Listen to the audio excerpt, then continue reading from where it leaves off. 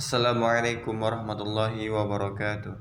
Alhamdulillahirrabbilalamin. Wassalatu wassalamu ala asyrafil anbiya wal mursalin wa ala alihi wa sahbihi sayyidina rasulillahi ajma'in.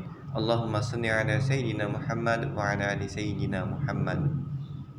Baik, yang saya hormati yakni Bapak Dr. Handus Lahmudin MAG, yakni dosen pengampu mata kuliah Islam di Indonesia di kelas 4 Prodi Studi Agama-Agama.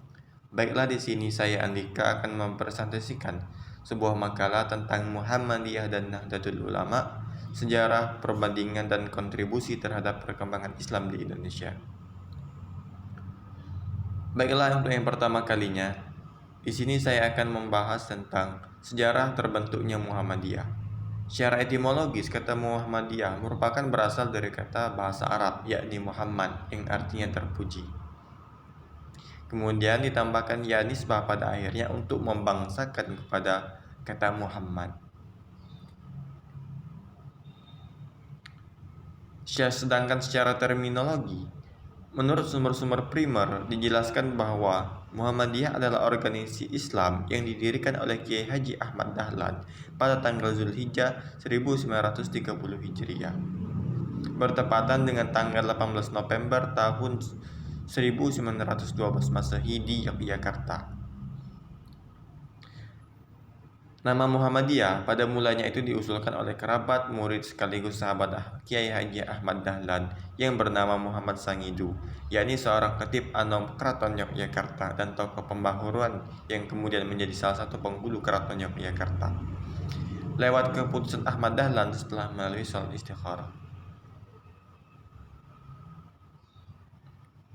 Hal ini juga berdasarkan daripada wasiat Kiai Haji Ahmad Dahlan kepada organisasi Muhammadiyah.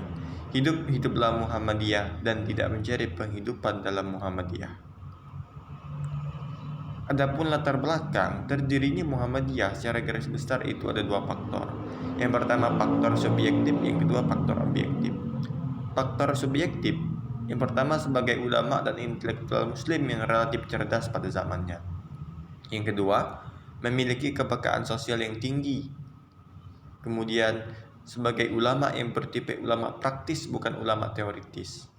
Kemudian, beliau terpengaruh oleh pemikiran oleh para tokoh pembaharuan Islam, khususnya dari kawasan Timur Tengah, seperti Taqiyuddin Ibnu Taimiyah, Muhammad bin Abdul Al-Wahhab, Jamaluddin Al-Afghani, Muhammad Abduh. Sedangkan pada faktor objektif, yaitu terdiri daripada internal dan juga eksternal. Secara internal, kondisi umat Islam Indonesia pada saat itu pada masa kolonial secara umum adalah rendah pemahamannya terhadap ajaran Islam. Kemudian keterbelakangan umat Islam dan bangsa Indonesia akibat penjajahan. Yang kedua, lembaga pendidikan khususnya umat Islam di Indonesia di samping secara akademis tidak memenuhi syarat sebagai lembaga pendidikan yang modern. Sedangkan secara eksternal, kondisi bangsa Indonesia pada saat itu dijajah oleh Belanda. Penjajah Belanda bukan hanya menjajah tetapi juga menyiarkan ideologi agama, yaitu agama Kristen. Secara global, pada saat itu sedang terjadi tren kebangkitan umat muslim yang didengungkan oleh para tokoh Islam di berbagai negara Islam di dunia. Baik, selanjutnya yaitu tentang sejarah terbentuknya Nahdlatul Ulama.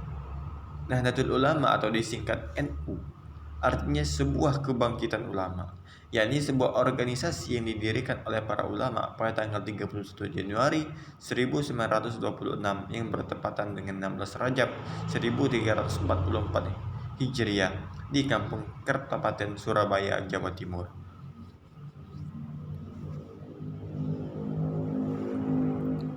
Latar belakang berdirinya NU itu sangat berkaitan sekali dengan perkembangan pemikiran keagamaan dan politik dunia Islam kala itu.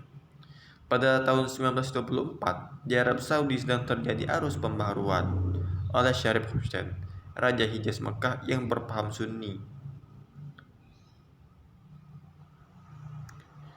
Ditaklukkan oleh Abdul Aziz bin Saud yang beraliran Wahabi pada tahun 1924 juga. Di Indonesia, Kiai Haji Wahab Kasbullah mulai memberikan gagasannya pada Kiai Haji Hasyim Asy'ari untuk perlunya didirikan NU. Sampai 2 tahun kemudian pada tahun 1926 baru diizinkan untuk mengumpulkan para ulama untuk mendirikan NU. Selanjutnya, ada perbedaan di antara Muhammadiyah dan Nahdlatul Ulama. Di antaranya yaitu terletak pada 3 bagian. Yang pertama yaitu tentang wilayah penyebaran. Muhammadiyah merupakan ormas Islam yang bergerak di perkotaan. Hal ini bisa dilihat dari gaya bahasa maupun tulisan dalam Muhammadiyah. Sedangkan NU atau Nahdlatul Ulama merupakan ormas Islam yang bergerak di pedesaan. Yang kedua dalam pendidikan. Pendidikan NU menggunakan metode dakwah pesantren dan cenderung ke kampung-kampung. Sedangkan Muhammadiyah menggunakan syiar modern dan cenderung tumbuh di perkotaan. Yang ketiga, tentang sumber hukum fikih. NU lebih terbatas pada mazhab Syafi'i dan ulama-ulama Indonesia, dan Muhammadiyah untuk hal ini cenderung lebih longgar. Kemudian yang terakhir, yaitu melihat tentang kontribusi Muhammadiyah dan Nahdlatul Ulama terhadap perkembangan Islam di Indonesia. NU dan Muhammadiyah mengimplementasikan paradigma inklusif. Di lingkungan pesantren atau lembaga pendidikan NU, perjumpaan lintas etnis dan agama-agama berupa pertukaran pelajar, kunjungan dari ke komunitas agama lain hingga belajar Islam di pesantren menjadi fenomena yang lazim terjadi. NU melakukan internalisasi terhadap diktum bahwa perbedaan itu ialah kasih sayang yang yaitu rahmah. Sejalan dengan prinsip Bhinneka Tunggal Ika. Sementara itu, pengalaman Muhammadiyah telah melampaui wacana pluralisme agama, yaitu memberi kesempatan kepada siswi-siswi non-muslim untuk bersekolah di lembaga pendidikan Muhammadiyah berdasarkan penelitian Abdul Muhsin Fajarizal Ulil Haq berjudul Kristen Muhammadiyah. Jadi, bisa disimpulkan bahwa kontribusi Muhammadiyah dan NU terhadap perkembangan Islam di Indonesia yaitu terletak pada pendidikan yang telah